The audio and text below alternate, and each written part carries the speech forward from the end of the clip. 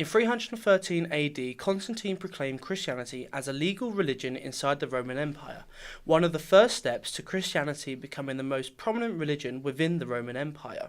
On Constantine's deathbed, he was baptized by Eusebius of Nicomedia. However, it is debated if he was really a Christian or converted for political benefits. So, was he really the first Christian emperor?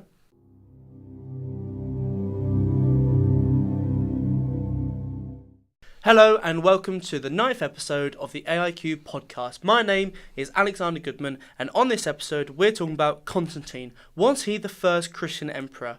We have a special guest here today, Ozzy Major. Would you like to introduce yourself? Hello, my name is Ozzy Major. I'm a third year ancient history student at the University of Wales in Lampeter with Alex here, and I'm writing my dissertation on Constantine the Great and his religious practices.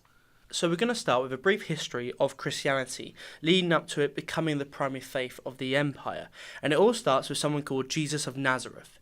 Now, contrary to a lot of popular thought surrounding Christianity, there is significant amount of evidence out there to suggest that Jesus of Nazareth was, at the very least, a real person. Yes, so we do have ancient sources from the time, both from pagan and Jewish writers, as well as Christian writers. Our major piece of written evidence comes from a Jewish author called Josephus, and primarily from Book 18 of his Antiquities of the Jews. Mm-hmm.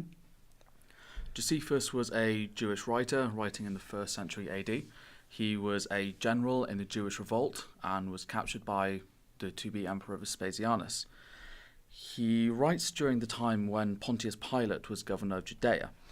There was a wise man named Jesus, who was known for his teachings, and Josephus also describes him as a doer of wonderful works. Mm-hmm. Josephus also goes on to write about how Pilate and the Jewish officials crucified Jesus.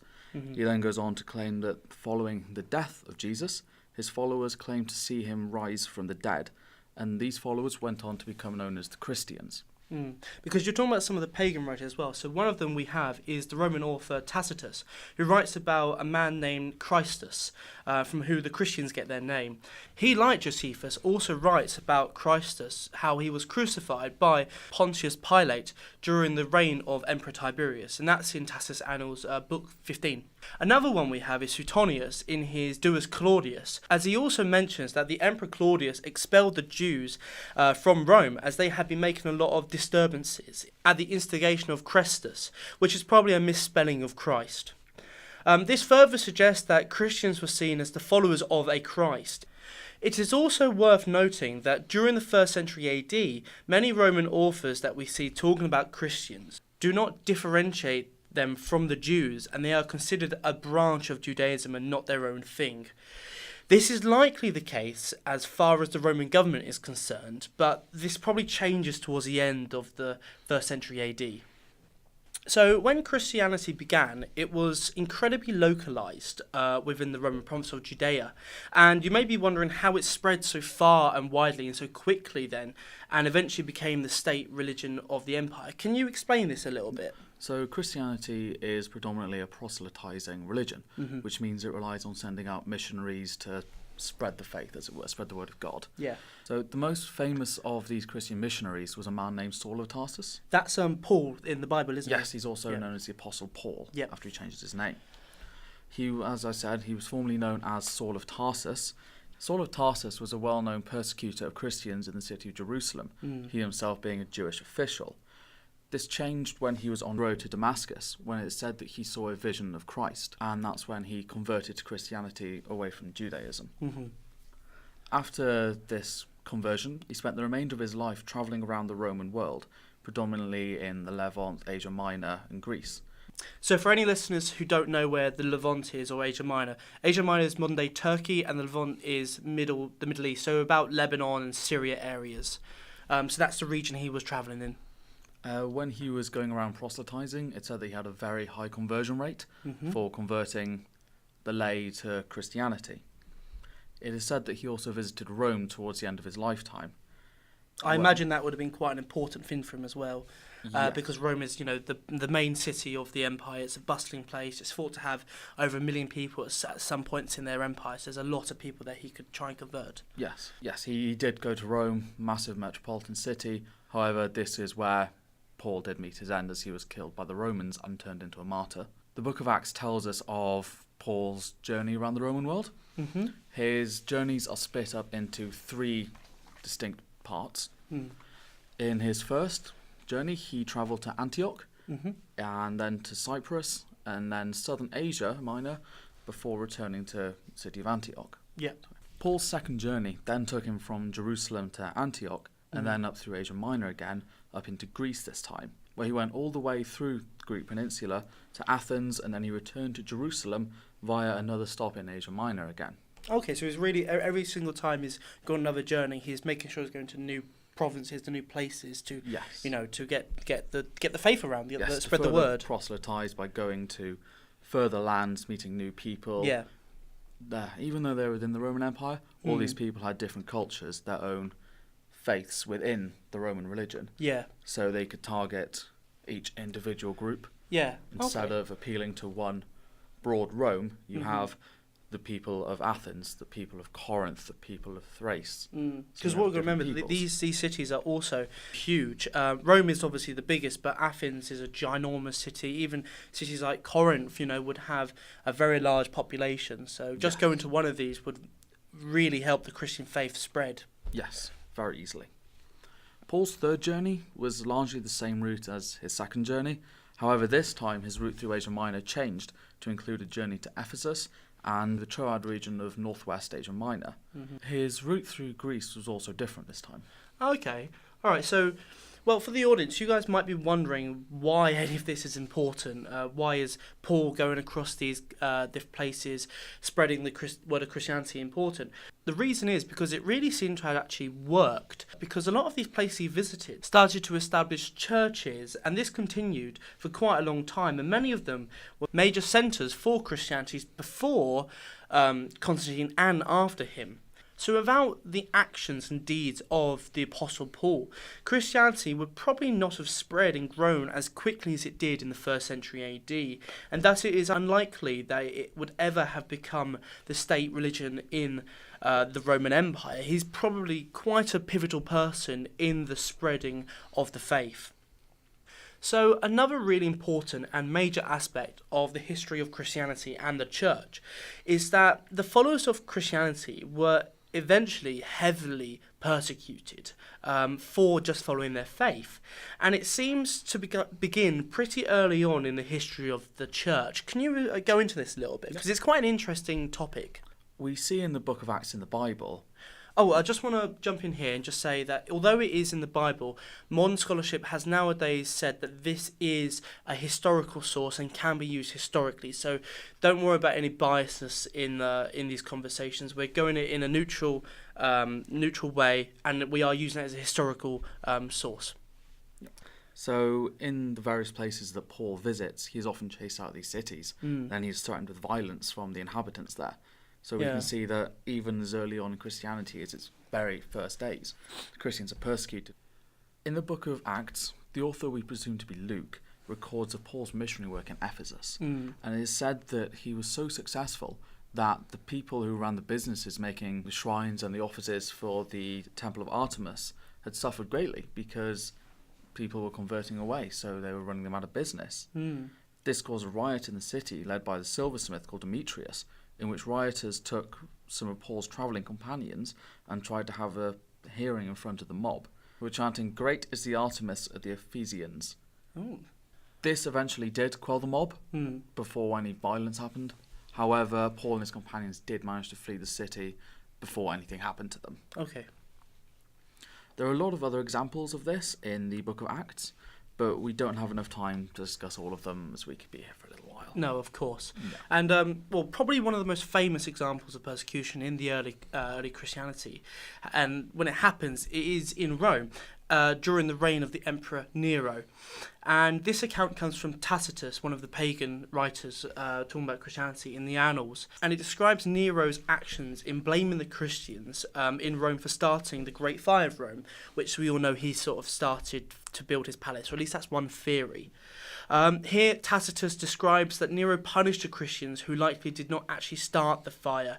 He writes that they were torn apart by animals, crucified or burned alive, all quite barbaric ways to kill someone, and that these punishments were so cruel and severe that even the general public began to feel sympathy for the Christians. And at this time, Christians had quite a negative idea and mindset from most of the general public. So to get this sympathy coming off them is quite. It shows that these tortures and punishments were quite severe. Tacitus instead offers two possibilities, either that the fire was accidental or that Nero himself started it, but does not give a definite reason. And you can find that in Tacitus Annals, Book 15.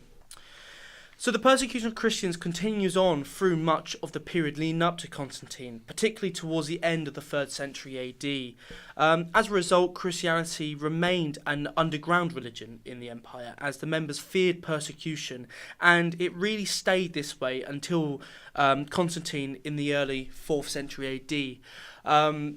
It became almost as though it was a cult that could never be talked about or heard about. There's a couple of excavations that's happened in Italy where the basement has been turned into a shrine as such for Christians. It was very hush-hush, it seemed at the time. So that's how Christianity came about, and that's how it came to prominence and started to really rise and become what we know it today, because without all these apostles going around and then almost the persecution as well, and then Constantine coming and making it legal, without all these ebbs and flows and changes, it probably wouldn't have become such a widespread faith that we have today in the world, that probably is only challenged in size by Islam. But we touched a bit on the persecution, and we think that's really interesting. So we really want to explore why were they persecuted, and why was the faith resisted in certain areas? And was it due to Christianity claiming that there was only one religion? Because prior to Christianity, you only had one other religion doing that, and that was Judaism. So have you, in your writings and in your undergraduate degree, found any reasons as to why they're persecuted? Yes. So in the early Roman writings, we can see that the Christians are not seen in the best way by the Romans. They weren't particularly fond of them.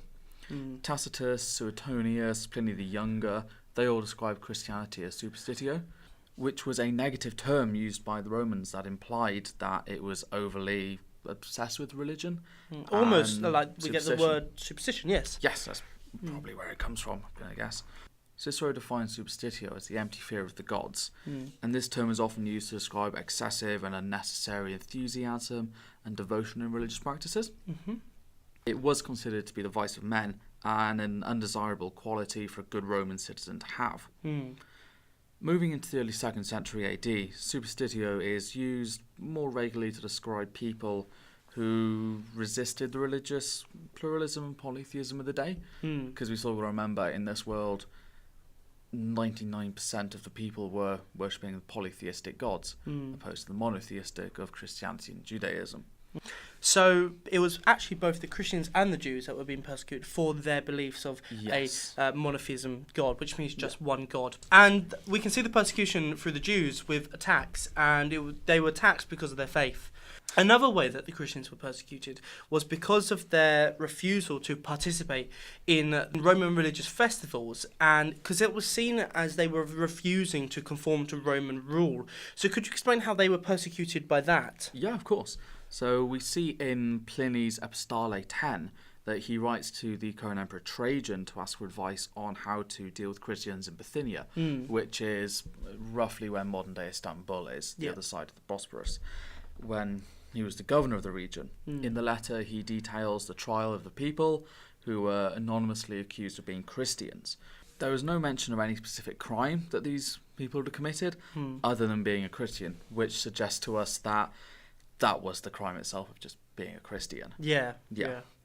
The exact reason for why this happened is unknown, but it is generally agreed upon that it would have been the refusal to worship in the Roman religious festivals that you touched on earlier, and to worship their polytheistic gods, which goes quite a bit against the doctrine of Christianity. Yes.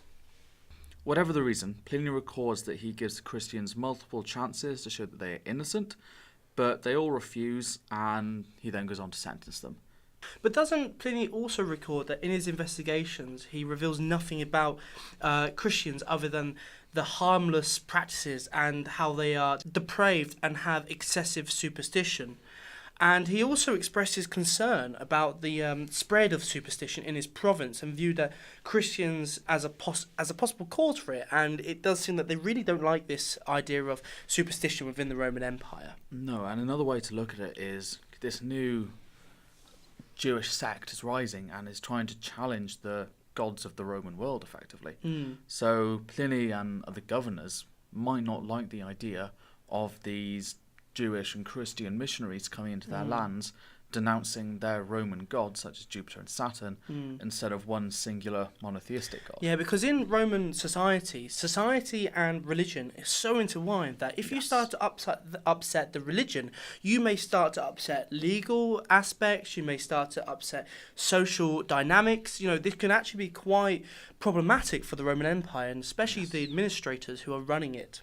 Very much so, even up to the emperors themselves, who were the Pontifex Maximus, which was the head priest of the College of Pontiffs. Yeah. So to say in this province that the emperor is the head of a false church, as it were. Yeah, or false set of gods. False set of gods. This could definitely upset the balance in the region. Yes. Which is not good for public support, morale, etc. Yeah. So you can really see why they were being persecuted so hard. Yes. And that although it's not condoned, and it's not right, you can sort of understand why these actions were taken. Yes. So on this point about Christianity potentially being disrupted to the social environment, you can also see it was socially disruptive, and this is because of two reasons. So firstly, Christianity was inclusive and ignored the social hierarchy within Rome, and so it was seen as disruptive and a threat to the order of Roman society.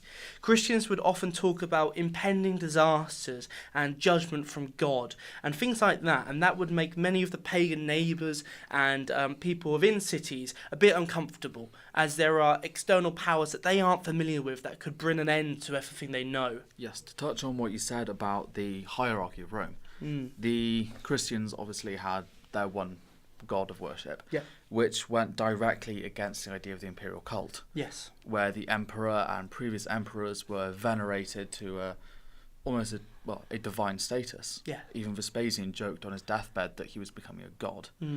This would not sit very well with the Christians. No. So you can see that they would refuse the imperial cult as well, which is very disruptive to the hierarchy. Yes, because through the imperial cult, some scholars argue that that's how a lot of emperors managed to get their authority across and stay in control of the empire. They had got an image from society that they were a god and they would become a god, and to go against this, would anger the Pantheon gods as well. However, even during the reign of Constantine, we still see that Constantine practices the imperial cult. Yes. He does later go on to almost diminish it, but it is still there.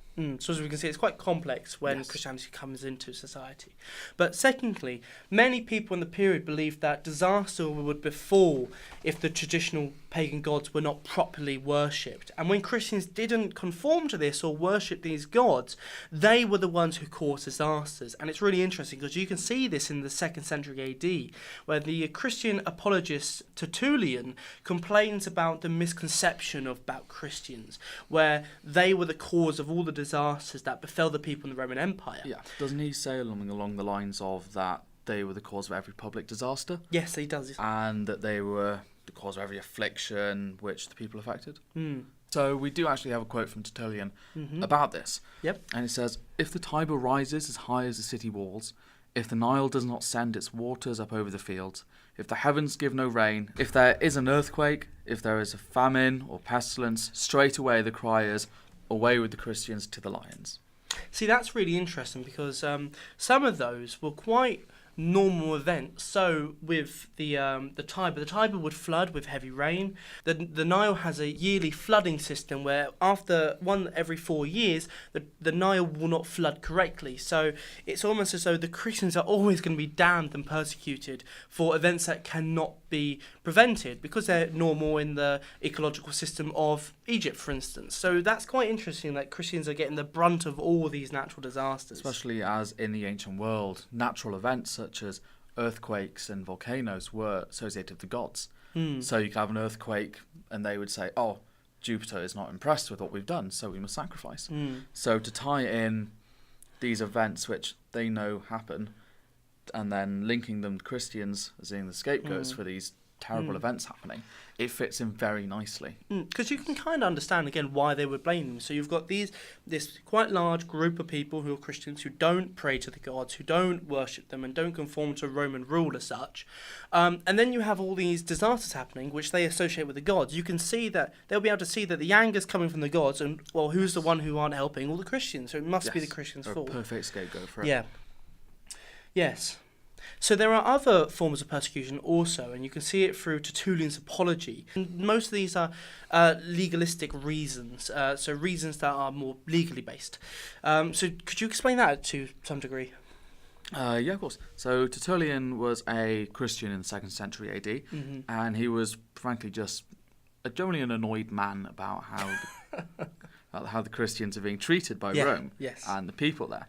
So in his book titled Apology, which as the title may suggest is a work of Christian apologetics. Now an apologetic is a book written in defence of something or someone, so in this case it's in defence of the Christians. In this book, Tertullian seeks to point out the hypocrisy and logical fallacies in how the Christians were viewed by, firstly, normal people, and secondly, by the Roman law. This begins with Tertullian pointing out that the only reason that the general Roman public at the time hated Christians was due to their ignorance, really, and their understanding of what Christianity and what the Christians actually did and thought. Tertullian points out that when a normal criminal was charged with an offence, that they were allowed to defend themselves, but Christians were not afforded this luxury. And he writes instead that when the authorities had heard that someone was charged with being a Christian, they were just tortured until either they died or they confessed to being a Christian. So it just wasn't great for them. So that's actually a bit similar to how in the Younger's episode happened, as we talked about earlier, where he gave them multiple examples, with Trajan, where he gives them the opportunity to deny the fact that they are Christians. So I do wonder if you can see elements of these together. Obviously, we don't know if Pliny the Younger's ones were filled with torture and things like that, but it does make you think maybe they are related in some description, and they were always persecuted like this, and that was their options or their chances to proclaim that they weren't Christians was through the ways of torture. Yeah, so you had to basically be tortured or denounce your faith. Yes. Doesn't he also address misconceptions of Christians that people had from rumours? Yes, he does. So some of these may include the fact that Christians killed and ate babies. Right. Yeah, and that they were all incestuous. Right. So they were adulterers and just other not great things that they were all accused of being. Yeah, sort of like the things that the Roman state doesn't like. So, for instance, Augustus brings out legislation that makes the families inside the Roman Empire stronger, and he has certain laws put out against adultery, and from that time period on, adultery is seen as a very negative thing, and it seems like a lot of the things that the Roman state doesn't like and the Roman society is told not to do gets dumped on the Christians. Whether that's true or not, we can't really say because we don't have the evidence and we weren't there, but we have to presume that these are all a bit exaggerated and that they would just dump problems on the Christians because they seemed like, as you said earlier, they were scapegoats. They are. There was also the idea that Christians were cannibals. Right. This one makes me laugh a bit because in the Bible it said that Christ, when he was giving the Last Supper, that the bread became his body, that his wine became his blood, and from an outside view, they were eating the body of a dead Jew and drinking his blood. Yes, you can see how that spread like that. Yeah, misconstrued there. So with all these things that were shown, it is also evident that Tertullian then, in his writings, seeks to assure the reader that these weren't the case and these weren't real and this didn't really happen. So you could see then with all this persecution, I think you can see that they were persecuted because they did not fit a normality, and that people were scared of what Christians could do, not just because they were following a faith, because as we mentioned earlier, the Jews did have attacks and they were persecuted like that, but nothing to the degree that Christians were. I think personally, it's more that Christians were seen as a threat to the stability of the Roman Empire, because not only going against the pagan religion, they were going against society and the structures of hierarchy, because they didn't see and acknowledge that. Because they thought there was one God and one God was above all. That means he's above the emperor, and the emperor's not a god. All the religious organisations and institutions they are put in, like the imperial cult, become meaningless, and therefore authority becomes meaningless. It's all threatened by this one Jewish man from Judea, effectively. Yes. And these, of course, as they are the followers of them, they're the people who get blamed, and they're the ones who get persecuted. So as we said in the title, we're looking at Constantine, if he was actually a Christian himself, as he was the first person to legalise Christianity in the Roman Empire. So, who was Constantine? Well, Constantine the Great, or Constantine I, was the emperor of the Roman Empire, where, first of all, he was Caesar of the West and then Augustus of the West in 312 AD. Now, what that meant is, with how the hierarchy worked at this current time, you had the Augustus, who was the main emperor at the time of the West or the East, and then under them they had an almost deputy who was Caesar. So Constantine, first of all, was Caesar of the West and then became Augustus, so the main person on the Western Roman Empire. And this was during a co-rule of 4 emperors during a tetrarchy. Constantine eventually became the sole monarch of the Roman Empire, uniting the 2 regions together, the Eastern and the Western Roman Empire. And this happened following his defeat of the co-emperor Maxentius and then Licinius in 324 AD. Mm-hmm. So Constantine was born in Serbia and rose to prominence during his campaigns in Gaul with his father Constantius Chlorus, who was Caesar of the Western Roman Empire under Diocletian. Through the army he continued to gain political favour and support, especially through the military ranks. So, in the early 4th century, Constantine was living with Galerius out in the east, in primarily Bithynia. At that point, he went west to rejoin his father in his campaigns in Britain and Gaul. By this time, Constantius Chlorus, his father, was very old, he was ill, he was at death's doorstep, when sadly in 306 AD, Constantius Chlorus died. At that point, the army that was stationed in Eburacum, modern-day York, along with Senon kings from Germania, they all proclaimed Constantine the Augustus of the West. Oh, right, so his father was Caesar and tried to make, therefore, Constantine a step higher with the role of Augustus. Yes. So at this point, Constantine was the Caesar of the West under Maximinus the Augustus. Maximinus stepped down, and his son Maxentius took over. Constantine, ever the ambitious man he was, needed to remove Maxentius to take the rest of the Western Roman Empire, as he primarily had the provinces of Britain and Gaul. Which is modern-day France. Yes, modern-day France and Britain. Yes. So in 312, civil war erupted between Constantine and Maxentius, which culminated in the Battle of the Milvian Bridge.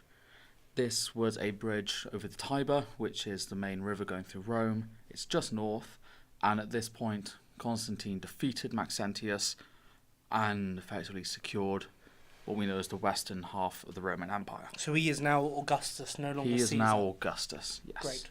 Similarly, what's happening in the east, the Emperor Galerius is said to have been very ill, possibly cancer of some degree, so he stepped down, and the Emperor Licinius took over. So all the Augustus and the Caesars, they are all emperors in their own right, Yes, but they with are. different ranks. They are fully fledged emperors. Think of the empire as divided into 4 parts. Yes. You have the Augustus taking the more important parts. Yep. and then their Caesar will be taking the less important parts. Okay. So the Caesar is still a fully fledged emperor. They Yeah. are just below the Augustus, who is So- like an emperor plus one. So as it currently, Constantine and Licinius are both emperors were. Yes. of the Roman Empire. They're Great. both co-emperors, they're both equals. Yep.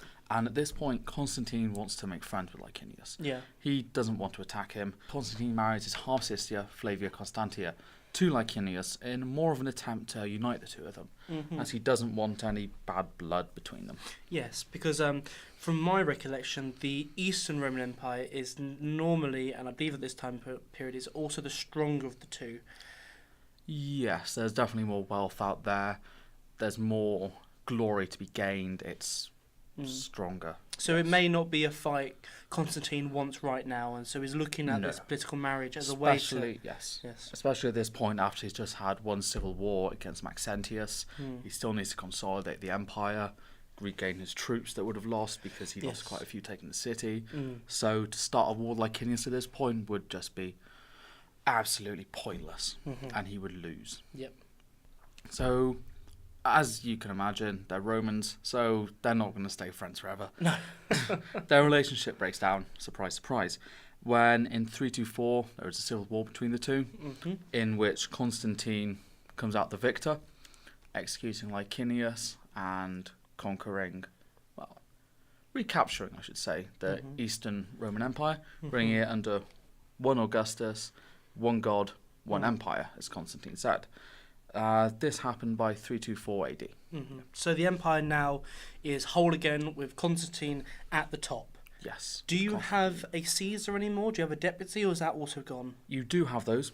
They were filled in by his sons, Constantine II, Constantius, Of course and they were. Crispus. Of Keep course it they in were the all named family. after him. But they're of less Yes. importance. It becomes a bit more important after his death. Yep. But from the period between his crushing of Maxentius to Licinius, it's not that prominent, I don't find. Yeah, so this is where now you start to see changes that he enacts towards Christianity. And so one of the most important ones is 325 AD, Constantine convenes the Council of Nicaea, where they start to codify Christianity, and they create the Nicene Creed, which sets out what Christians believe. And it takes parts from all different sects of Christianity, because at this point, although Christianity is unified, there's already different branches. I mean, I'm sure you can name a few. So another point of the Council of Nicaea was to address the issue of Arianism. Arianism comes from the Bishop Arius of Alexandria, who believed in the idea that God the Father was more important than God the Son, Right. as God the Father begot God the Son, so therefore he was more important. Although we won't go into this too much because that's deep Christian theological debates. Yes, we might But- have a different podcast. Yeah, we'll leave that on this, but not for today. But the gist of that was they didn't like that, so they were trying to excommunicate it and make it illegal. Yep. Although we then do have the issue of our greatest source for Constantine, Eusebius of Caesarea, was an Arian Christian, Right, which okay. he may have been pushing Arian Christianity to Constantine. We can't really be sure, so we'll leave that one there. But what we do know is that the aim of this council was to unify the church and to get one Christianity. Great. But Constantine also does a lot of other stuff in his reign that isn't so much to do with the Christian faith. So during his reign, he also refounds the city of Constantinople, which was on the site of Byzantium previously, which is very important because Constantinople becomes the capital eventually and becomes a massive hub in the Eastern world. Yeah, and this founding, sorry to interrupt, takes place just after he defeats Licinius in battle there, as he was held out in the city, and Constantine more or less razes the city and just refounds it from the ground upwards, turning it into not a new Rome, but effectively a new Rome. Yeah. A rival city to Rome, I think, is probably the best way to Yes, say a it. rival city. So, Constantine died in 337 AD, where on his deathbed he was finally baptised by Eusebius of Nicomedia. To which point we should add that that is a distinctly different Eusebius to the chronicler we were talking about earlier. It doesn't help that in our time period there are 3 quite prominent men called Eusebius, who are all bishops, who are all Christians, and no Constantine. when we talk about different people called Eusebius, we're going to try and really clarify who we're talking about because it can get confusing. So this was Eusebius of Nicomedia. His baptism then made Constantine the first Christian emperor. However, scholarship is still to this day debating about the year in which his conversion actually occurred, as it may not actually be a requirement to have the baptism performed on Constantine for him therefore to become a Christian in this time period. So Constantine may have become a Christian earlier than his deathbed. Because when we're looking at effectively the conversion to Christianity, we're trying to look at it in the ancient terms opposed to the modern terms where it has to be a certain requirement, whereas back then we don't really know. So now we know who Constantine is and what he did in his life, we need to really address this idea of him and Christianity. So how did he change to become more Christian? Because what we've got to remember is he's come into a pagan empire. He was a pagan growing up.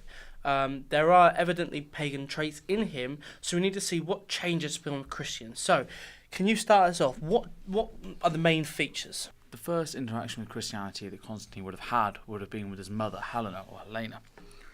She was a Christian, although the sources aren't really in agreement as to when she was a Christian. Some believe it was before she had Constantine, and some believe it was after his conversion. We don't know. So Christianity would have been introduced to him that way. He would have spent time with his mother, but not that much when he was in the court of Galerius, as he was out campaigning and doing military endeavours. And service, yeah. So he wouldn't have had that much time with her. The greatest sign of Christianity came in 312 AD, following his civil war, and just before its climax at the Battle of the Milvian Bridge. The day before, it is said that Constantine saw a vision in the sky of a cross made of light, with above it the words "In hoc signo vinces," or in Greek "En teutonica," which means "by this sign conquer." Right. This is believed to have been the Christian god trying to give Constantine a message. Constantine, as a normal person would be, was rather confused by all of this. Yes. Let's imagine if you just saw some words in the sky and a sign. A bit odd. He went to sleep, and in the night it said that the Christ of God appeared to him and told him to paint the cipher of his name on his shields and he would gain victory. What this meant was Constantine had to paint the Chi-Rho, the first two letters of Christ in Greek. And that's X, and then on top of it's a P, isn't it? There's a P going through it. Yes. With the X, like that. So Constantine painted this on. He fought Maxentius the next day, heavily outnumbered, and won. So Constantine then was like, hey, this god, he's quite good. He helped me win this. Yes. I think I'll be a Christian now. Okay. Yes. So this is when we start to think this is his first real steps towards Christianity. Okay. Yes. That, to me personally, is the point where he accepted Christianity as his own religion. The next the next interaction with Christianity we see with Constantine is a year later at the Edict of Milan, also called the Edict of Toleration in 313 AD. This was an edict co-authored by Constantine and Licinius. It was to grant religious rights to everyone. Didn't matter if you were a pagan, a Christian, or even an atheist back then, you were granted full religious freedom. Okay. It also returned properties and funds stolen from Christians and the church back to them. Okay. As previous to Constantine, you had Diocletian and Galerius, who were both very anti-Christian and often had mass persecutions where they'd slaughter them, steal their property, take from the church. Constantine was attempting to rectify this. Right. So he gave it all back to them. Okay. It was at this point that Lactantius, a Christian apologetic author, claimed that he saw Constantine as his hero for giving all this stuff back to the church. Right. Yes, as he was a breath of fresh air for the Christians. Yes. The next interaction we see might not necessarily be Christian, but it does quite allude to it heavily, is in 316. Right. Following his Deconalia, his 10th year of being the emperor from 306, Constantine was having celebrations, as one would do, And Eusebius writes that he had these celebrations without smoke or sacrifice. So Constantine is moving away from making these blood sacrifices.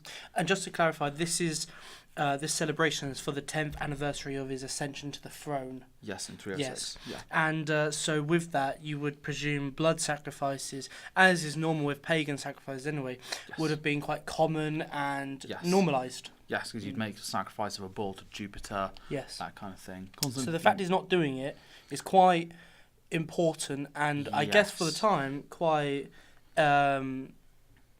extravagant in a way. Especially as I said earlier, he was the Pontifex Maximus. He was the head of the Roman Pantheon. Well, the pontiffs of the Roman Pantheon, I should say.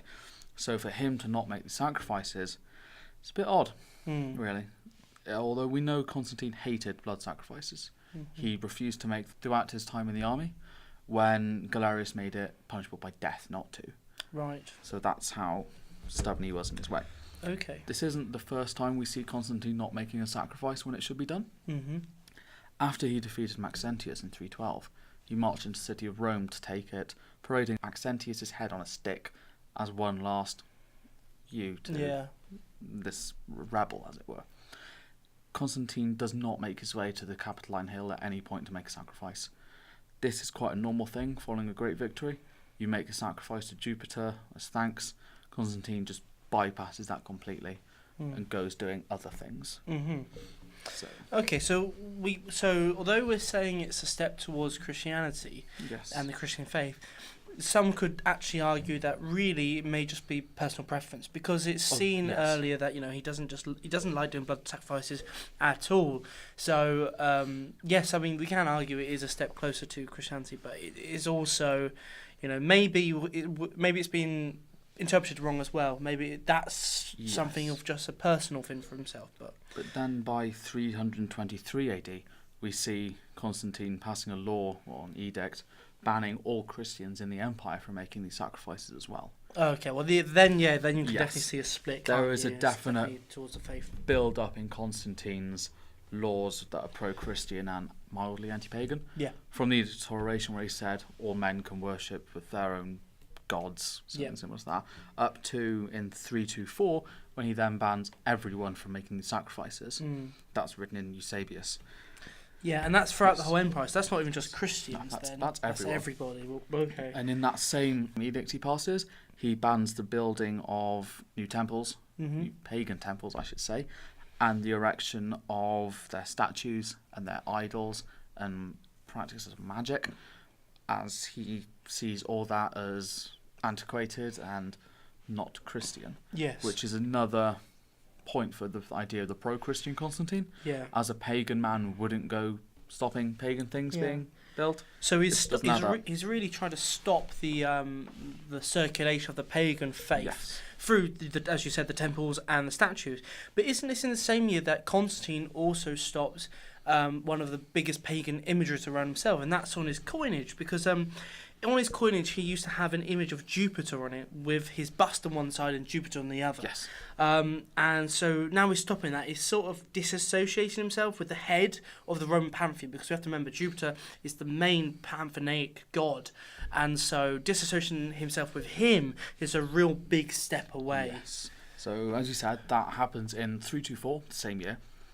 That is also the year that he defeated Licinius and took all of Rome under one yoke. Right. It was in 324, so it's 12 years after Christ came to him, which is a bit of a while, but at the same time, he would probably have wanted to have all of Rome before he enacted these anti-pagan laws, throughout everywhere, instead of having to do it a chunk here, a chunk there, kind of thing. Yeah. Although the first time we see Christian imagery on his coins is in 320. Where we see an image of a Chi Rho on the reverse of one of his coins. Which is the symbol he saw in the vision. Yes, the P and the X. Yes. So it's 8 years later. I'm not really sure as to why there was such a delay, as after he defeated Maxentius, there was relative stability in the empire. Yes. It may have just been a slowly phasing in kind of thing, yep. which is quite more than likely, I believe, there. But then eventually it's on them all. After he removes Jupiter and Victory, and eventually Solum Victus. Yeah. So we can see more Christian iconography. Yes. From 324 up until his death in 337 AD, we can see Constantine redistributing money from the pagan temples and taking the artworks and the monetary stuff that was in there and using it to build his own Christian churches, cathedrals, basilicas, such as the Church of the Holy Sepulchre, where Christ was buried, the St. Peter's Basilica, the first one, in Rome itself, on the site where St. Peter was crucified. Yep. So we can see there is a distinct moving away from the pagan polytheistic ways to the new Well, it seems Christians. more than just a movement, because as we've discussed, he tries to minimalise it, the pagan faith, by stopping the erection of temple or the construction of temples and the building of statues and the circulation of that. And now he's gone a step further and he's taking money away from the already established pagan temples and pumping it into churches. And that I would have to presume is more of trying to not only stop the circulation of that faith, but also decline it. Have less money there. They can do less things. They can have less rituals, less sacrifices, and stop the maintenance. He does then go one step further in some places by actually destroying the pagan temples, such as the Temple of Aphrodite in the Lebanon, which is quite a step further than just stopping the erection of new ones. By destroying their places of worship, it's a very big. Christianity is the dominant, paganism is the subordinate, respective way. So by trying to minimise their worship, as you said, it's very much paving the way for this new Christian God to be dominant. And then, of course, the last feature that makes him more step closer towards Christianity is, as we've already mentioned, he gets baptised on his deathbed, which is a Christian practice to become fully into the faith. With the baptisms, the idea of the baptism is to wipe away your sin. So when you die, you can go to heaven. One argument, I should say, why Constantine was baptised so late. Constantine was an emperor. An emperor has quite a nasty life in what they have to do for the empire. So he would probably want to get all the bad things out the way first and then go in with a clean slate. This was a common practice back in those times. For instance, Constantine murdered his son, Crispus, because he was accused of having an affair with Constantine's new wife, not Crispus's mother. They weren't incestuous. Although it was then found out that was a lie, and then Constantine executed her.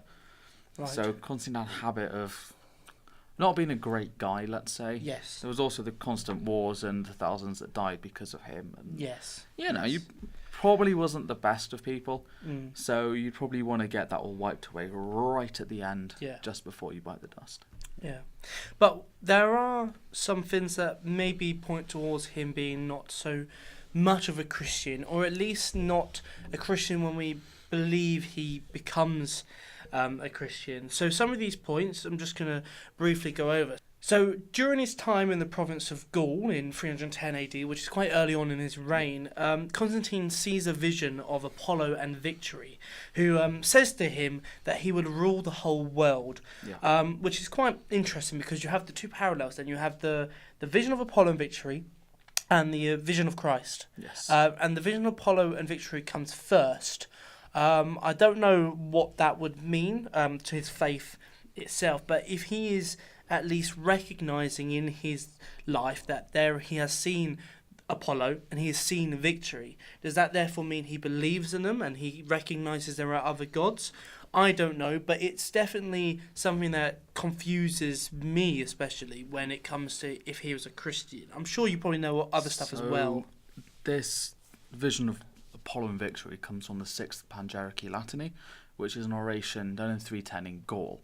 The idea of that was it's not meant to be spread throughout the empire. It's something that would be read every so often in that province. Right. Gaul being modern-day France.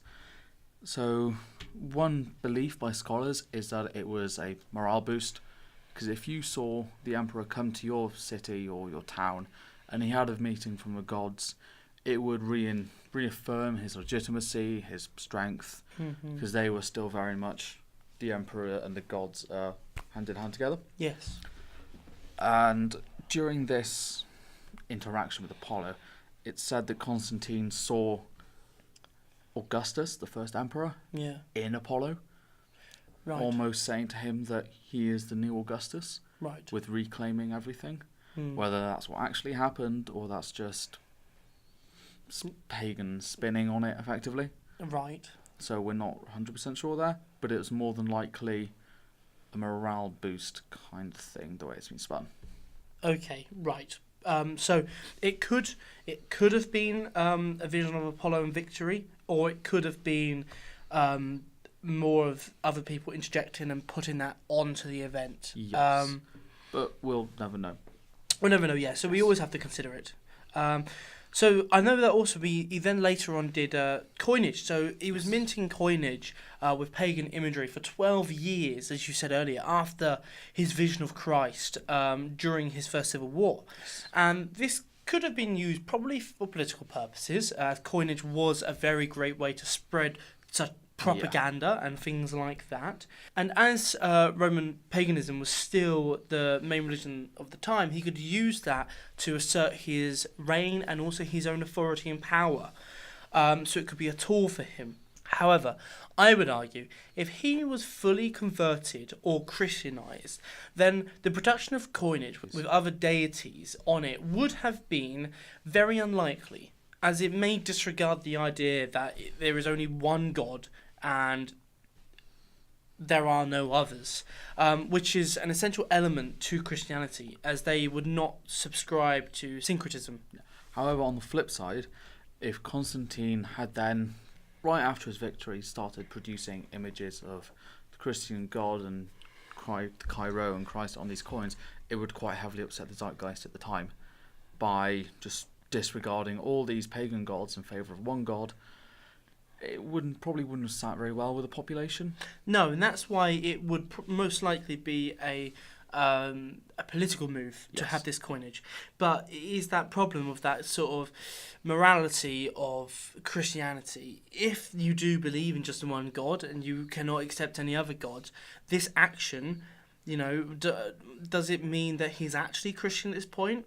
He may proclaim he's a Christian, but you've got to believe to be a Christian. So he may have been looking at the Christian God in a henotheistic way. Yes. In the idea that he accepts there is one God but acknowledges the other gods. Right. Which may very well have happened, but I do believe it's more for the not wanting to upset the populace at the time. Yeah. Okay. There is also other problems that Constantine has when it comes to the pagan religion, and one of them is through the title Pontifex Maximus, which all emperors have, which means, as you've said earlier, the high priest or the head priest. So he never actually removes the title Pontifex Maximus. And this title, as I've just said, means that he's the head of the Roman College of High Priests, which is inherently incorporated into the Roman pantheon, and is actually considered by the people of Rome and the populace to be a very important aspect of Roman religion. Yeah. So this refusal to remove himself from this position could have been a way to hold on to pagan traditions that he held and practices, and maybe he would do it in secret or not on a public display. So even though he appears to be more Christian, he does have this little title sticking around which could mean a bit more than what he's given out. Yes. But I'm sure you probably have a counter argument to that. So we can see that Constantine goes on to ban sacrifices. Stephenson argues that when he banned these sacrifices, it was only to do with the imperial cult. Yes. And effectively the empirical side of the sacrifices and traditions. This is contrary to what Eusebius claims. Right. Where he claims it was spread across the board, which I do believe to be more likely. But then we do have to take Eusebius with a pinch of salt, being a Christian bishop writing about all of this. Yes. So by this point, Constantine may have seen Pontifex Maximus as actually like another name that goes with it, like Pater Patriae, Pater Familia, that kind of thing. It was just another title he had, and he just didn't do anything with it. Because we know the last time he did something as Pontifex was in 315 AD. Yep. And after then, there's nothing more about him as Pontifex. So it's probably he just kept it as an honorific title. Yes. Opposed to a job description. So as we can see, there are things for him being Christian and things for him, I wouldn't say not being Christian, but holding on to pagan traditions. Casting doubt. Yes, it does cast doubt over it. And although we may never know exactly if he actually believed in Christianity or if he still held on to these pagan traditions, what we do know is that this had a massive effect, not only for Christianity, but for the Roman Empire. So let's have a little look into that. So how did Constantine's reign and legalising Christianity affect not only Christianity, but also the Roman Empire? So by legalising Christianity and effectively making it, I'm going to say, cool to be Christian, it allowed more and more people to convert freely without fear of being persecuted, like under Diocletian and Galerius, where they would just sporadically just go around slaughtering Christians, Yes. which isn't a great thing. So it allowed people to practice their religion more freely, more openly, so that allowed it to spread even more. The amount of Christians in the empire rose from something about 6 million to 36 million in 50 years. That's from a humongous jump. Yeah, which by that point was about 3/4 of the empire. Yes, that's massive. Which was crazy. So it managed to spread a lot. Up until 380 AD, when the Emperor Theodosius I passed the Edict of Thessalonica in February, which made Christianity the official religion of the Roman state. And by that point, it was the majority of the population were Christian anyway. Yes. Between Constantine and Constantine the 11th Palaeologos in 1453, there was only one more pagan emperor, and that was Julian the Apostate. But apart from that, everyone from that point on, Christian. Yes. So it changed everything. Christianity then spread throughout the world, even till today, where it's affected 2/3 of the population have come into it. It's crazy, just from the will of this one man. So yeah, with this rise, as you just mentioned, of the Christianity, one way we can speculate that this probably happened was through the Edict of Toleration. Would probably have largely increased Christianity in the elites. So the elites in the Roman Empire would probably use Christianity not only as now a new religion and maybe their own faith, but also as a tool for political use. If they know that the emperor is Christian and bishops are on the rise and they're starting to gain more power, perhaps turning to Christianity would have been a way for them to have increased their own political power and the way that people perceive them, and so they could climb through the ranks a lot quicker. So you can see that by Constantine legalising Christianity, I mean, the lower classes could now come back out away from hiding and publicly spread Christianity and practice Christianity without the threat of persecution. And also elites were now could be potentially pushing this religion for their own political use. You could see how it could spread to every single part of the society, and you can see how strong Christianity becomes because with future emperors, as you said, only one is pagan, but with future emperors who prescribe to Christianity, and being the state of the empire, pagan temples and people who were practicing the pagan faith started to get persecuted themselves, like the Christians were, with the destruction of sacred sites and temple complexes. So as you've got Christianity rising up, you've got pagan ideas and religions on the decline. And it's just a really interesting thing to see how the Roman Empire has changed from the Roman gods and the Roman faith to now going towards a Christian one, and how dominant it is and how quickly it becomes dominant. Yeah. So in conclusion, let's wrap up some of the thoughts. So I can see how the Christian faith spread so quickly with people like the apostles spreading the word, travelling around. I can also understand how Christian faith was used as political tools for people and spread that way. And it is, even though it is so extreme how quickly Christianity spread, I can see that it had a purpose for people, not only through faith and through religion, but also, through politics. So I'd like to get you to weigh in a bit and have your opinion. So Constantine the Great, or the First, was he the first Christian emperor? Was he actually a Christian? What do you believe? So I believe that Constantine was a Christian and he was the first. And I believe that this conversion happened in 312 AD. 312. 312, which was when he saw the vision of Christ and the Cairo and the in hoc signo vinces. To me, that was the turning point for him. Right. Because after then, next year you got the Edict of Toleration, where Christianity becomes legal. Then it's just more and more and more in the favour of Christianity and the not favour of paganism. So it just gets more and more and more gradual from that point onwards. Yep. From that point on, it's just Christianity for Constantine. Yeah. So that's when I believe he became a Christian. Now, I'm not too convinced at the moment. I think I'm going to have to do more reading. Once you've done your dissertation on this, I think it'd be really good to have a read, and then I can weigh in my opinion. But I don't think I have enough resources available to me at the moment to make a decision on this.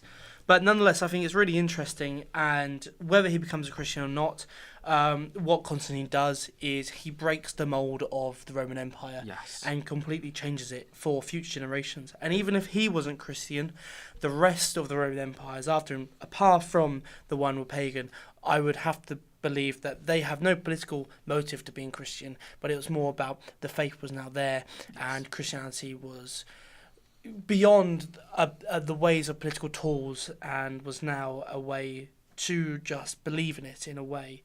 So thank you very much for listening to this episode of the AIQ podcast. Thank you very much to Ozzy Major for coming on and talking about Constantine and Christianity. We'll be going back to more topics within the Roman Empire and the Greek world soon.